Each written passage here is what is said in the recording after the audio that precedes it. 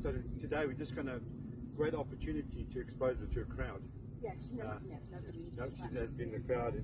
So those of you who've been here before, with quite a few of you, at some point during the demonstration we'll do some clapping.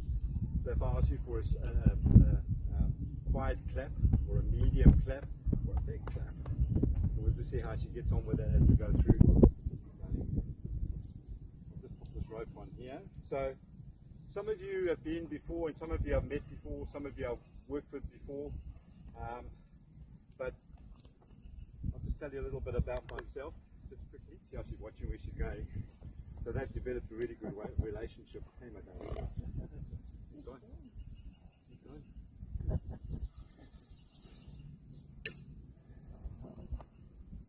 So one of the most important things to do is to be able to teach your horse to stand still. You notice how she'll drop and release here. So we've done quite a lot of work with relaxation, and we'll get to that in a minute. But just a little bit about myself. Originally from Rhodesia or Zimbabwe, brought up on the farms in central Zimbabwe, outside Kwekwe, near the Great Lake, Sabakwe. We had 80 odd horses. We had 3 farms out there. We used to, as kids, we used to go hunting on horseback, we used to go fishing on horseback. We used to play polocrosse. We spent a lot of time on our horses. We had 80 odd horses. So we learned, in our younger days, we learned a lot of the stuff that I don't condone today, like tying horses up and lying them down and just getting on them and just thrashing them. And so that's kind of, not literally, but that's kind of the way I brought up. Pretty hard and tough as a youngster, but as I was growing up, I just developed an emotional connection with them. And that changed everything for me. So I used to spend a lot of time with the horses in the wild. We had zebra, we had impala, we had all sorts of game. So we used to take people out on horseback safaris to see the rhino. So I spent hours and hours and hours in the saddle, thousands of hours in the saddle. Later on in life, I did a trip through Argentina on horseback. Up in northern Argentina, I did a trip. I took a year out. I bought a couple of horses and trekked northern Argentina on horseback. There I learned a lot of stuff, a lot of good stuff about horse training, but a lot of stuff I'd seen before in other parts of the world. I was going to let her move if she wants to move, just have a look around. She's looking at a shadow at the moment.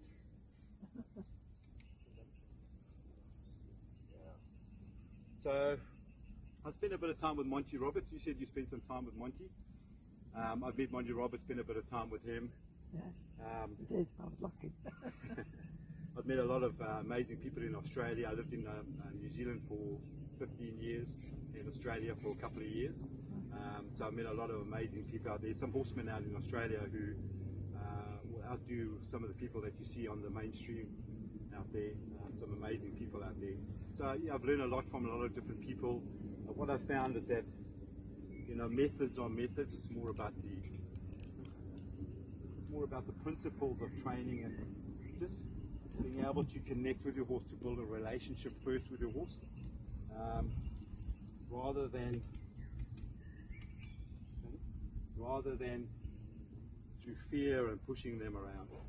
So a lot of time on horseback, thousands of hours. People often say to me, I'm not a competitor anymore in the riding world, but when I did ride, in that environment, a lot of people would comment on my riding style, just because I'd spent so much time doing it, thousands of hours, and being able to get on a horse that someone's struggling with and figure it out really quickly. That all pays off with those hours on a horseback. But the biggest thing I've learned over the years is patience and building a relationship with my horse. So the relationship is more important than the training to start with, and relaxation is even one of my priorities. So that's just a brief outline of who I am, where I'm from. Has anyone got any questions around that? Not yet. No? I didn't think so. If there's more that you would like to know, then we can chat afterwards. But first of all, we're just going to start off with Ava. I'm going to let her, if she wants to move her feet, I'm going to let her move her feet a little. See if she'll follow me. So if she decides to move around, or come to me. So just checking on whether she's actually focused on me. You're looking for the eye contact? Yes, making eye contact. Yeah. Absolutely. So when I'm training my horse, I'm looking for both those eyes to be looking at me when I'm working with it. Often you'll get your horse working. She's going to walk.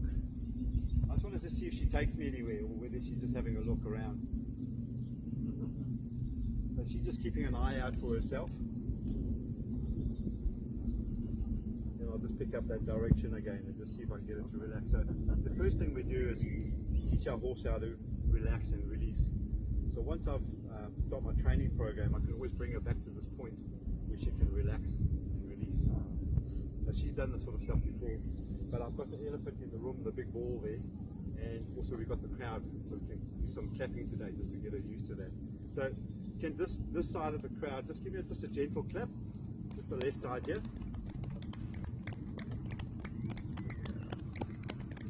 Great, thank you. Yeah. So what I want to demonstrate is the progressive desensitizing today. So progressively desensitizing your horse to environments like going to the show where there's a lot of noise, a lot of people, a lot of crowd, and clapping and noise. So it's a great opportunity to do this.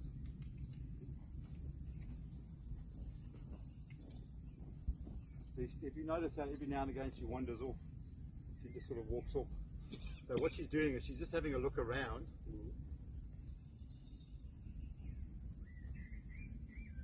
just wanted to see what she does here. Think about it. So you can see that she's not really focusing on me, she's more focusing externally. She has her moments where she's focused on me. I'm going to bring her focus back to me by moving my feet. Just move my feet around a little. Just bring that focus back. When I've settled down and stopped my feet, I want to be able to drop this nice and low and then ground tie. So my horse learns to stand in one place. So when I do eventually tie up, she learns how to release the pressure. So there's a bit of relaxation there. So that's really, really important to me. I'm just going to bring her this way a little.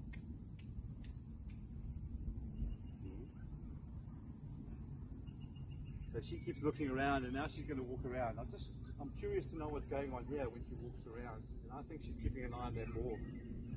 What do you think? Yeah. So she saw me come in with it. And by the time I bring that out, hopefully she'll be a little more relaxed about it. She's frightened of the big Yeah, inflatable so- bull. stuff like that, yeah. So she can hold it for about 30 seconds, a minute. She'll stand here and then she'll go and have a look at the ball or have a look around behind her. She's not sure about that. Is Yeah. And the people up there and what have you. So that's just a demonstration of connection. Is she connected with me or is she connected externally? So going forward, by moving the feet, we get to the mind.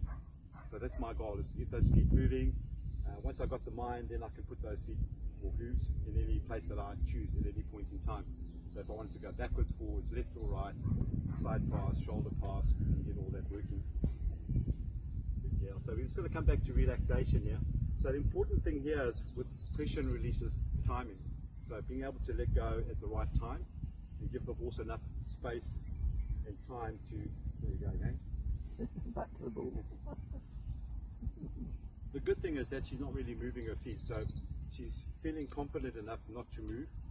If that ball rolls towards us, however, she might lose it. And we'll check a little later how she feels about that. Okay, so can we just ask that side of the cloud, just give me a nice clap there. Good girl. So there's also a demonstration of getting her focus back. So what I'm seeing a lot of is a lot of people are riding around. I was watching some people the other day in an arena riding around, and I noticed that probably 90% of them, their horses weren't actually focused on what they were doing. The horses riding around, looking around left and right, not actually focused on what we're doing. So the exercise that we'll do, some of the exercises we'll do, will bring that focus back. So if I was riding right now, I haven't got a focused horse, have I? She's over there. So my goal is to get her focused, and by moving her feet, maybe, getting her to follow my feet, and just bringing her focus back.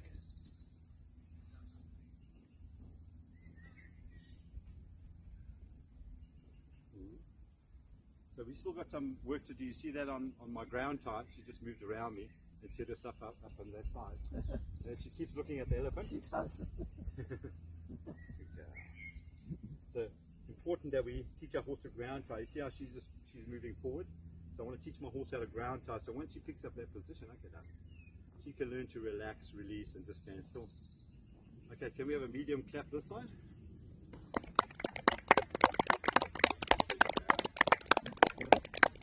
Right, thank you.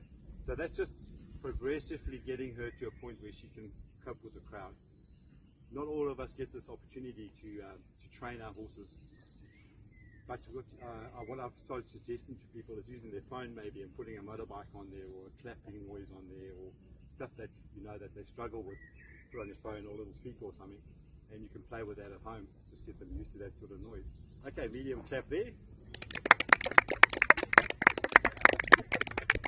Good morning. Morning. How you guys? Good, thank you. Okay, so we're just going to come back to relaxation. You'll notice a lick and a chew. When you were clapping, did you notice your eyes? Your eyes were locked open. Okay, so these are all subtle signs from the horse gives me, whether it's feeling relaxed or stressed. The signs come from the mouth, wrinkling around the mouth, the nose, the eye stops blinking. They're often focused on something, so it could be fear related, or they're just checking out what's going on around them. The ears communicate with me all the time. So she's got one ear behind her, you see there? She's keeping a sharp eye behind there, just in case that bull comes over, I reckon. And also every now and again there's people there, so she picks that up and she's having a look. What I'm interested in is, one, she doesn't move her feet, and two, that she can relax, release. It gives the horse time to think about things, to process what we're doing. One of the most important things that we want to do is teach our horse to stand still. It's a big thing for a horse to stand still.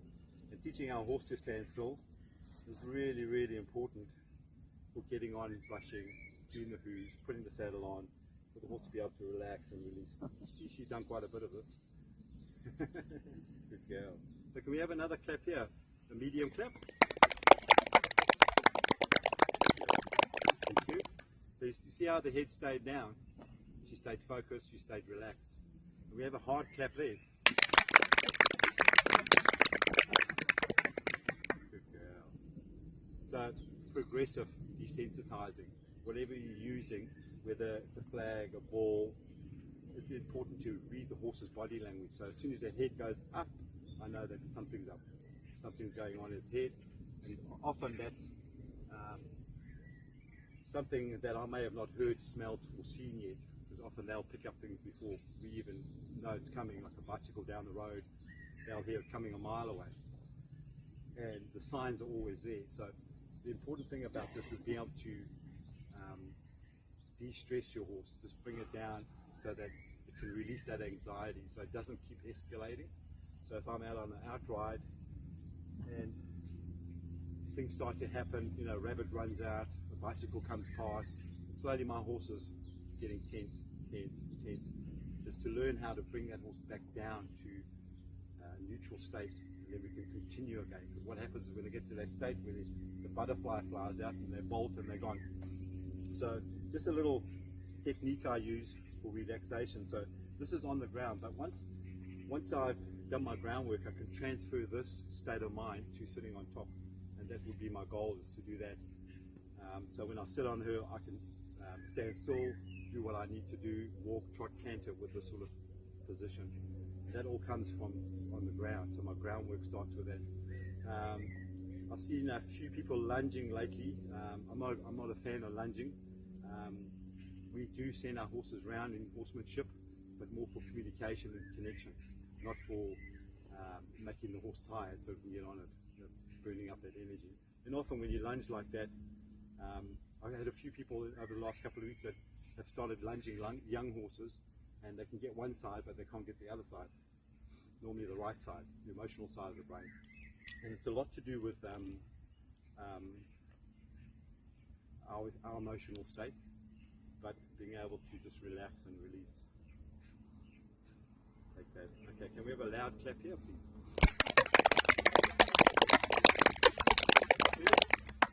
Yeah, so you can see how that's improving as we go along. Every time we do it, she's a little less worried about it. Good girl. So the important is the philosophy of it is just slowly but surely, a little bit at a time. Read your horse's body language. If I bring out a flag and start to flap it around her, which we've done a bit of, she's really good with that. She might escalate a little bit. So reading those signs is really important. Another couple of little handy tips that you can use for relaxation is one that's just to get the horse moving its jaw area here. Just by putting your index finger or your thumb into the mouth, and we'll just see how she feels about it. It's also good for a young horse just to get used to having something in their mouth. So just being able to touch on the gum there and just get that tongue moving and that jaw moving. So horses are like us, they hold anxiety and they often will bite their teeth together if they're feeling anxious. So it just helps to loosen up and relax and release. So just getting that jaw moving. She'll relax even more. So by the end of the session, hopefully she's yawning. So she's really relaxed, she's released. You can see how tentative she is to her environment. So this is what I want people to know is always be aware of your environment. When you're going out, be aware of yourself, be aware of your horse, and be aware of your environment. I'm going to deal with this walking forward there. I'm going to tie her up, and every time she walks forward now, I'm going to send her back to that place so she can stand still and relax. So her patience has really improved a lot. She couldn't stand still for 6 months. yeah. Because I remember she would stand still and relax, but not for very long. So it's a good environment for her. Good girl. So just getting her attention. So if I lose her attention, I can move my feet, I can make a noise. All I want to do is bring her attention back to me, make sure that she's looking at me, come to me, stop, and just look at me. You see how she looked away there? I wanted to look at me. Okay, let's try another clap here, medium.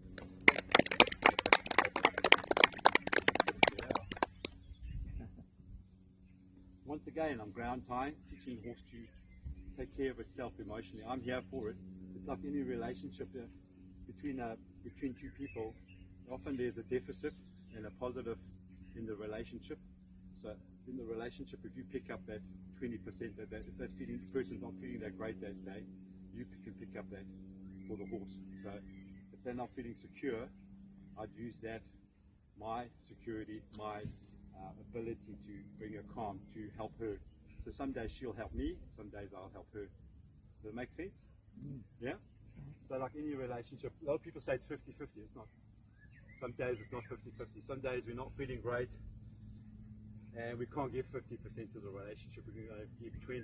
So I'll give the extra 30 in this relationship, or in relationship with my beautiful wife. Be safe. So, and we all know what that feels like. So being aware of your horse when you walk into the stable, making sure that your energy is low energy. Some people have got high energy levels. You know, I say to people, before you get out the car, make sure you lower your energy level, make sure you're calm, talk calmly, and give that to your horse when you walk in the stable. Not, I'm feeling upset today. You know, if you're not feeling in the right space, I wouldn't do it.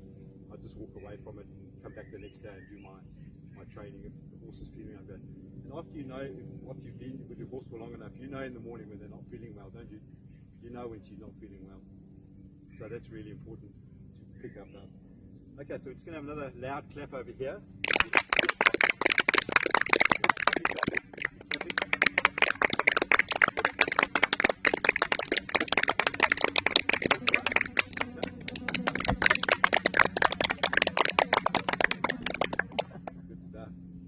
So I'm really happy with that. If this was my horse, I'd be fantastic. You know, I could go to my dressage show and everyone will clap for me, and I'll be fine. Another thing I've seen happen a few times at shows, and the Kent County shows coming up soon, so I'll be interested to see is when the judges put a rosette on the horse. Have you seen that? So all this sort of stuff, you know, I've got a flag in my pocket that I can use for desensitizing. I use a collapsible flag, just get the horse used to having a flag around them, that sort of thing. You can see that worries her a little. but over time she'll be okay with it. I think we've done a little bit of this with Yeah, her. she's normally Yeah. with flags. And also we've got a crowd here, we've got all sorts of things going on, so I'm always aware that I don't overload my horse. So when I'm desensitizing, if I start at step 1, for example, with my flag, which might be just like that, and show her the flag, see if she will touch it. Okay. So that's my first point of contact when I'm desensitizing, for example. If the horse can have a look at it and just withdraw. So a little bit at a time. So it's important to watch that horse's body language. If it's escalating, come back, down, and start again. So with a young horse, if I was touching it, getting it used to being touched with something, I'd start on the shoulder, come down, for example, to the legs, and if she started to fidget, I'd release, start again from my starting point. Okay. So let's see how she feels about that. See how it's flapping here? She's picking that up. Move to the middle here. Just want to try a clap on that side, just a medium clap on that side. Okay. So you can see how it's escalated. You see that? So it's very subtle, but it happens all the time. So going back to my helping her relax and release, I just believe that in our environment, often the horses can't find a place of relaxation because they're not in a herd environment where they can pick up a relaxation from each other or the urge to flight. So helping them find their place of relaxation, it's really working. It works so well, doesn't it, Joe? It works really well. In different circumstances, it works really well just to get them to get that relaxation. Okay, let's have one big clap.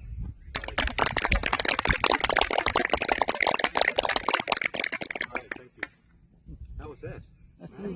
No reaction. Yeah, she was blinking through that. Yeah. And that's a really important thing to start to notice, is that blinking, if you're training your horse, you can see now she's looking, but she's still blinking. So that tells me that she's having a look around, but she's still feeling relaxed. As soon as that eye goes pop, I know, I think something's up, something's coming.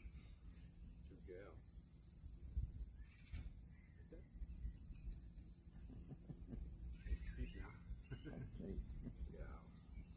So the head doesn't have to be that low. I just offer anything below the pole, below the wither. And like I said before I get on, when I get on, I want to try and have the same state of mind with her. So we'll just do a little bit of flexing. Have you done much flexing lately? Yes, all the time. Good. Good. So just getting her to flex and release and start to focus on me again. So if I was sitting on her and she wasn't feeling relaxed, that pole would be a little above the wither. So I start to use my flexing technique here just to get the horse to flex and drop. So if she gives me a drop, I'll let go. So if I was sitting up here, this is what I'll be looking for before I head anywhere. So I can check my stirrups, my girth, make sure everything's okay, and then move on into a walk, and then my trot and my canter. So if I can get this position, I'm really getting somewhere. Often when you go from walk to trot, you'll get the horse's head come up, it won't relax. So if I can get that happening, then I'm really getting something. Good girl. Let's give a little clap and see. Thank you. I'm really impressed now. That's really good. Good. Jenny, can you just go and bring the board, just slowly bring it over. I'm going to send her around a little bit. So the next thing that we would be doing is to look to her, to send her around us in circles. So just asking her to move around me in a circle.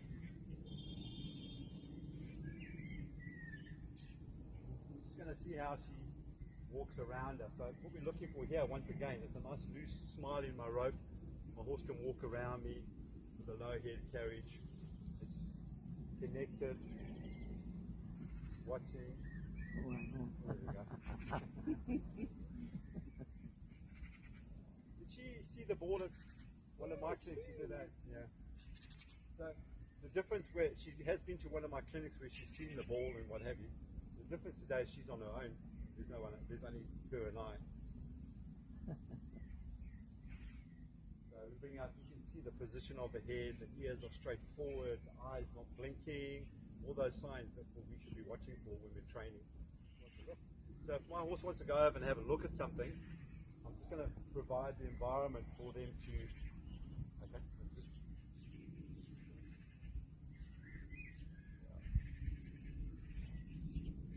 So one of the things I see, I've seen a few people do it recently, is when they go out and the horse just stops, says that's it, plants its feet, I'm not going any further in this. What we tend to do is start to get stuck into our horse and get the whip out and try and kick them forward and what have you. So the way I do it is I just let the horse stand, listen, figure it out, and normally after less than a minute, the horse will go, oh, there's something over there. So it's taken its focus off this onto something else, then I'll try and ask for a walk forward. So if the horse is stuck in that position with the ears up, eyes not blinking, I'm not going to force it to go forward because it needs to make up its own mind to go forward. I don't want to force it to go forward. It's like going into a horse box, you get the ropes out and the whips out and the food out and all this sort of thing. And the horse hasn't made a conscious decision to move forward yet, but we force it to go. So what we try to do is give it the horse an environment where it can make up its own mind to do it. So not forcing it. Slowly, progressively, I'll take the horse into more trickier or scarier situations. Slowly, I'll build that up. But to start with, just wanted to make up her mind to do certain things like this.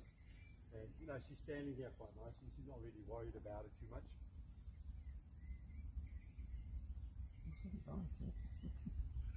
Good girl. Important thing is I stand still. What I see also happening a lot is when we're, for example, riding down the road and the horse goes, oh my God, here's something, and we go, oh my God, yes there is, and pick up those reins and we get tight. It's the opposite of what I would do.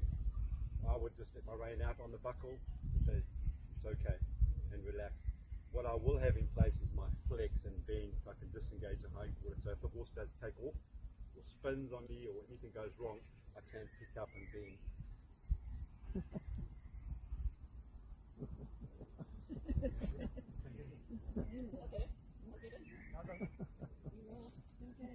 Turn in behind it and follow the motorbike, for example, or a truck or whatever it may be. So get the horse used to going up to the vehicles and behind them.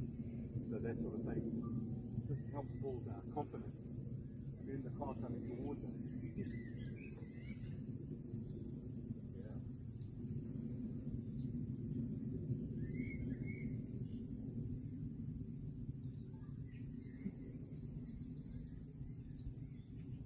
We have a medium clip.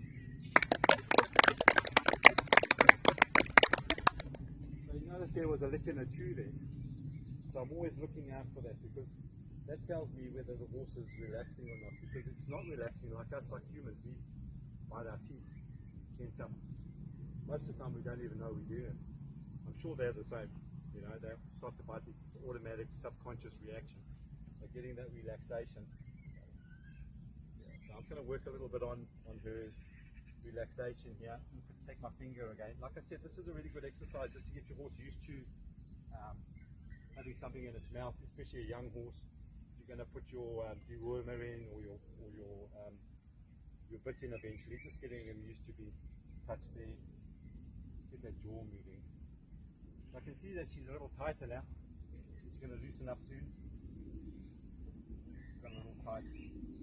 So although she looks really calm and relaxed, there's still an element of worry there.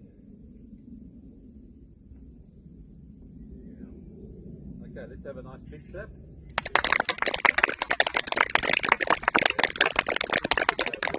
Okay, so I'm just going to go back to sending her around me. I'm just going to send her around into the ball. So, the way I look at this is that I set myself up like a horse. So, human is tall, horse is long.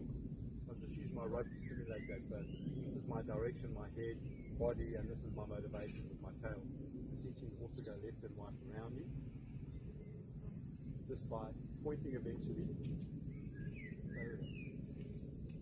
So by pointing, I can get the horse to pick up my direction away from you. So just by not moving my feet, I can get that horse to around me calmly. So it's relying on my body language. For example, my right hand here, if I send it to the left, my right hand would be there for a walk, there for a trot, there for a canter.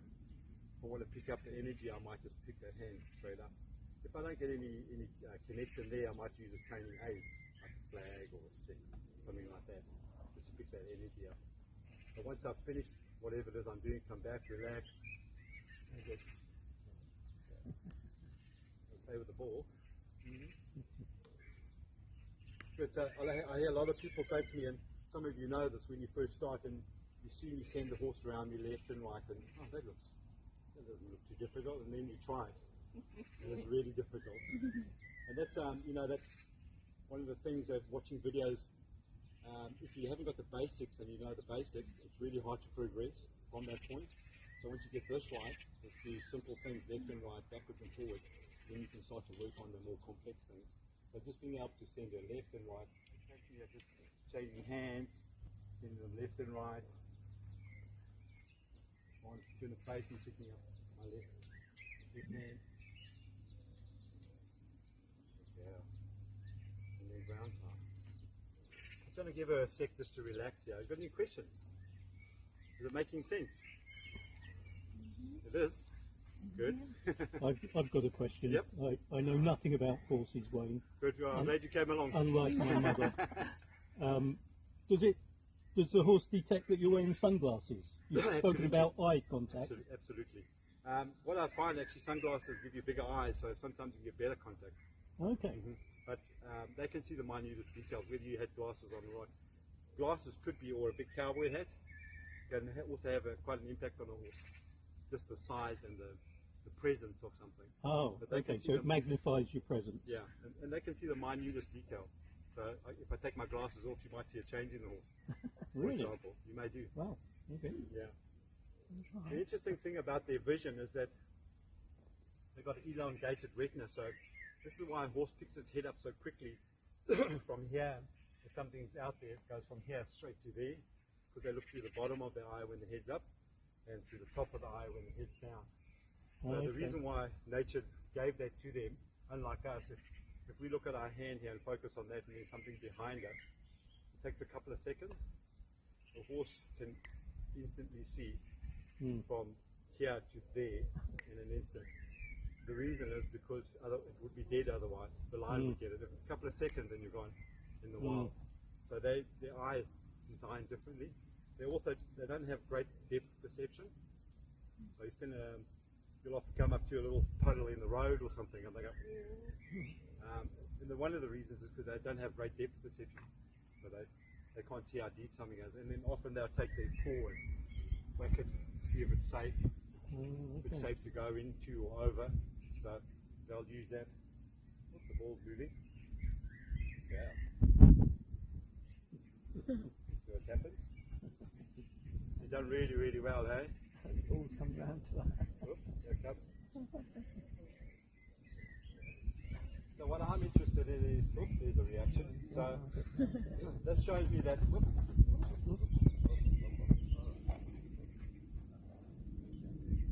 so there's the opportunity that something like that comes up, there's an opportunity to me to work with them to find out if we can take a little step further. So you notice just now when I was walking around, I was pushing the board out in front of me, just build my confidence, and then maybe I can roll it towards them, underneath. Hey darling. So it's going to go grab the ball quickly. Whereas if I didn't have this in front of me, she'd probably be next to me. So it's just a self-confidence thing. When it's not moving, she's pretty good with it. As soon as it moves, she worries about it. So let's just put it there. So I can see her self-confidence developing and her ability to take my direction and still remain calm and relaxed. I like to see her push it with her nose or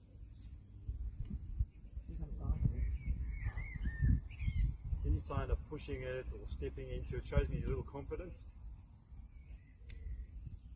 You understand there? Yeah. So we'll see if we can take it one step further and bring the ball next to her now. So come up to her shoulder and just in here. Okay. I'm always giving my horse a chance to relax. You see how loose my rein is most of the time? But I'm prepared. If something does go wrong, I can always pick it up. But I'm always giving the horse a chance to relax and ground tie, and then I can start to desensitize. So just touch and release. Like to see her relax a little bit. So don't be fooled by your horse is calm and safe and feeling good about the stuff if the head's above the wither. If the head's up here and you're doing it, you're going, oh no, he's fine. He's standing there, he's doing great. He's doing okay, not doing great. So being able to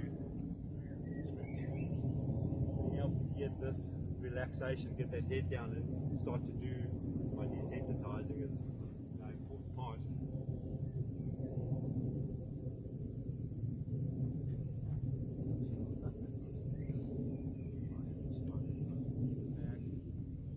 Touch her with a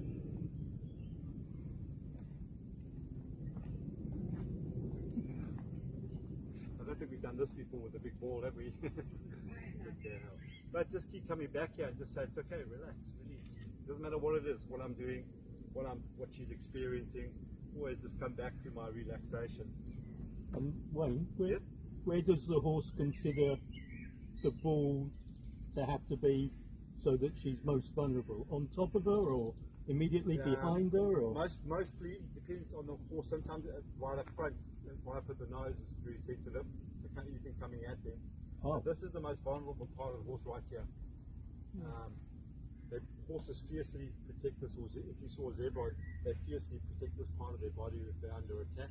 Because if a lion jumps on top, often they'll jump on and just open the stomach. Yeah. But that horse will eventually die, or slow down and bleed to death or whatever. They'll get it. So they're very protective over this area, and obviously on top.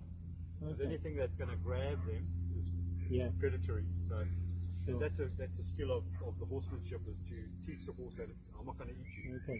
And it's okay to accept these things. And of course, whilst I thought it would be the rear, of course that's where they can kick, so they feel fairly confident. Yep. Yeah. And that's where they might kick the lion off. The lion will slide back there and they'll kick it off. Yeah. And don't make no mistake. It doesn't matter what horse we're in the world, the instincts don't change. Okay. It's always the same. They're flight animals. They're different to a cow, for example. A cow, any bovine really, will normally come straight to you if you walk over to the cows over there normally come running over to your horse, will normally run away. So different way of dealing with stuff.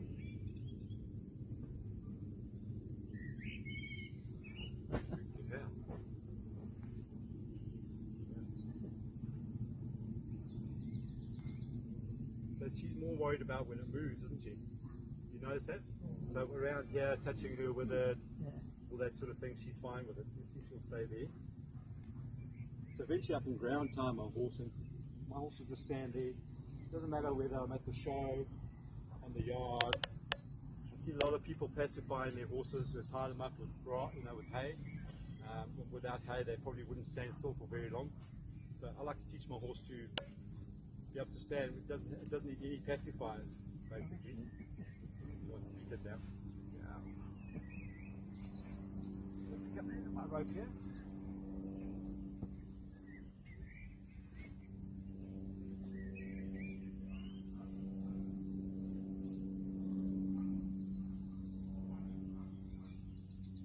So be careful with this sort of thing that you don't get kicked. She's doing really good. This could be a lot more difficult than what it is. So if I can do this and get it to relax, I've got a pretty good chance of sitting on it. Yeah.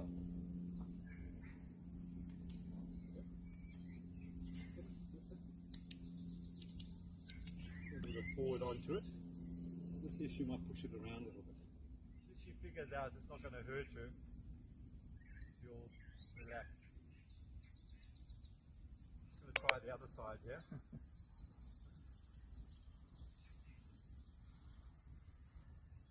That's good. Not many horses you can do that with. try the other side here. Over there. Got any questions? I'm trying to. I want to explain also the reasons why we do things. So if you've got any questions on why do you do this? Why do you do that? I'll have them. So once again, just a pressure and release on and off. You can see her ears, her demeanor. She's okay. She's not completely relaxed with that.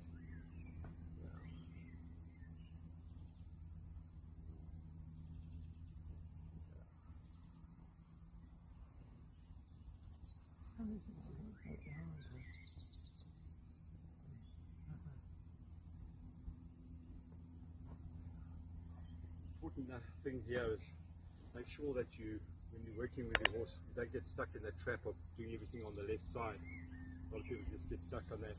So I want to be able to mount from the right side. I want to be able to do all my training exercises really well from the right side. Often I'll do a little bit more work on that side because it needs it. And it's the emotional side of the brain.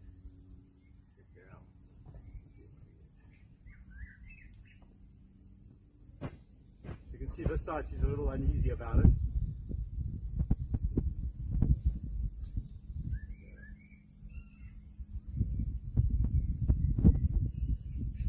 What I'd like to see her do is maybe just a little bit of, just push it away from her.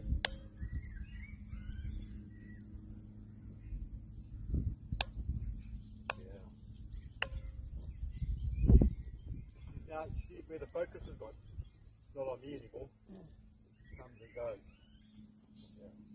Yeah.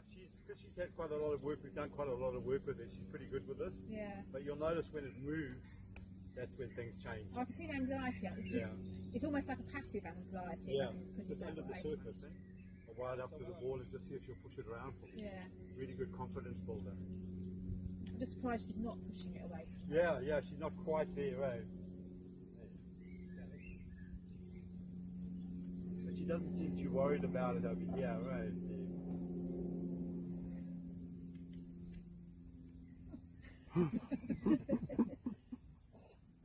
Yes, sir.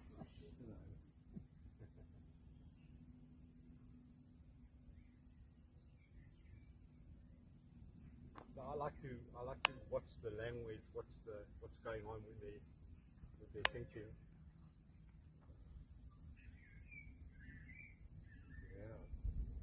So eventually I can rub that all over her, and bounce it off her. So most of our horses would freak right now, wouldn't they, Caroline? It shows you the work that we've done. You know, we've worked with this. Angie's done a great job with her, and we've worked with her. I don't know. We probably, how many sessions have we done? Maybe 10 sessions or so. Yeah, something like that. So we've done. There's a lot of work gone into her being able to do this. A lot of work. And Anne spends hours with her. How long do you have a session When when you first start? I first start, normally it's sort of 45 to 60 minutes normally. If the horse is really exhausted mentally, then I'll stop. It might take 5 minutes. And often with foals, I'll go there for a session and I'm there for an hour, but 10 minutes and I'm done. Or the horse is done. It's had enough information. So I'll stop then. So if you're in a training session, and particularly if you're asking for something particular and you get it, I would recommend that you just stop, come back the next day, and then work on it again. So you push it. Yes. That's what I want. And see how she relaxes around it now. So her confidence is definitely building. Yeah. See if they'll come towards her. I wonder how Daisy would do with this, Nick. Well, she has seen balls before. Oh, yeah. She'll push them around. Yeah. But I wouldn't want to put it on Top of her. That's Yeah. And that's part of that's a big part of my backing process, that I can do that. Because when I get on, I don't want any bucking, if possible. If I've done a good job, I shouldn't get any bucking. And can I ask you, how you talk about relaxing? Yes. How do you do that when you're on it? With the flexing, I'll show you that now. When you ride it and Yep. then suddenly Yep, the head comes up. I'll show you now. Good girl. So I like the way she's interacting with that now. Really nice. That over there. Just want to get her side on here. So the next step from our, you notice how I drop the rope every time I move around. A lot of people gather up the rope and the horse will move. So once I've developed nice flex on my horse, so from a riding position, I look at it as from a riding position, I'm just able to slide through and flex my horse, get it to bend. And relax. So look there, see there? Then take down. This doesn't happen. It doesn't happen overnight. It can take a while to get that. But as soon as if, for example, if I was riding down the road, the horse is getting stressed. If I can find somewhere safe to pull over, I'll stop. The horse will probably go, I want to move. I need to move. I'm scared. Let's pick up a bend. If she moves her feet at this point right here, there, I'll just hold my bend. Whoop. Nice big yawn. She's done. Good girl. And flex working really nicely both sides. So I can flex this side, I can go around that side and flex, then I can flex opposite sides. Then I'll join up my rein. So my first rides on my horse are always in a halter. I'm not against bits, but I'm not a fan of bits. It just doesn't seem right, doesn't seem like it works for me. And I can train my horse to do exactly the same thing without it, but why would I put a bit in? Oh, there's a big yawn. Good, and just dropping. So if her head was up, I'd just flex until I get a drop. Okay? Once release. Down. Pick up here again and just ask her to bend. There's a drop there, so I should release too. So if I get a drop, so if I'm sitting up here and I do that and she goes drop, release. So I should start to get that. It's so different when you're out riding. Things are tense. What the things that you might find when you pick up a bend, you also try and pull the rein out of your hand, and won't hold the bend, but it's important to get that bend. It's my handbrake, it's everything to me. Especially when you've got a rattling tractor coming. Yes. Yeah, it's tough, it's really tough, eh? It's finding the space, to now do some training basically with your horse and say, okay, he has a tractor, let's do some work here. They haven't got time for you, have they? So it's really tough. But having said that, if you've done your groundwork and you've spent some time training, you should be able to get that relaxation just through flexing. So I'll just flex a couple of times either way. Another thing you can do is when you start this off on your groundwork is being able to flex, hold, release a little, and rub on the forehead here. So and just get her thinking here again. So just a touch and a think. Good girl. So if the look at it. So if her head wasn't dropping and I need a little help with that, we'll try offside flex here. Okay. Okay, offside. So if she moves here, I'll just hold that bend.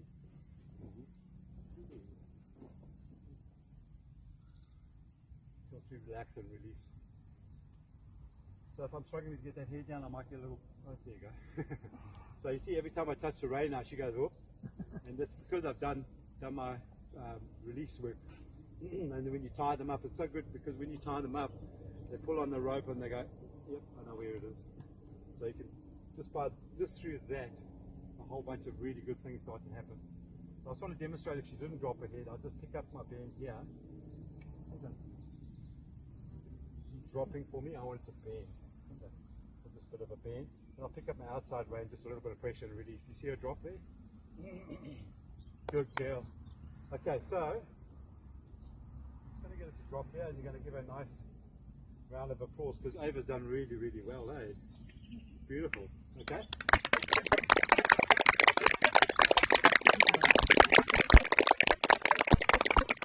Good girl. Good girl.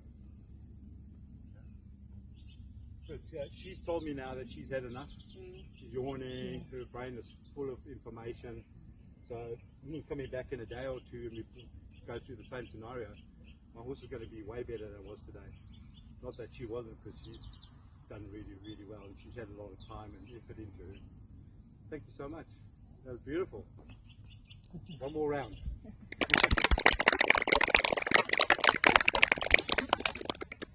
Thank you. Do you guys want to grab a cup of coffee? We'll have a little break. come back, we've got another bull. Thank you for watching.